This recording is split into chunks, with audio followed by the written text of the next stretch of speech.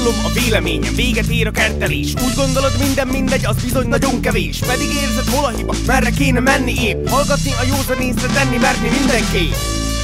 Ja by som určite vymazal takú tú vzájomnú nevraživosť založenú na tom, že je niekto z východu, niekto z západu a blablabla, niekto je Maďar a niekto je Slovák. Vyrastol som v slovenskej dedine na južnom Slovensku u starých rodičov a nemám problém žiaden ani s Maďarmi, ani s východňarmi.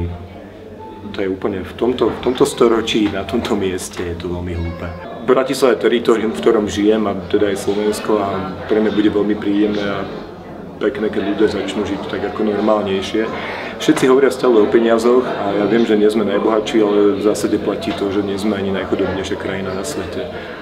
Žijeme v reálnom blahobite, môžeme mať teplú sprchu aj teplé jedlo kedykoľvek. Super. Dobrý večer, volám sa Ľubomír Bagín, ale všetci ma poznajú pod prezývkou Ludvík Bagín, je to aj moje oficiálne meno a toto je môj názor. Áno.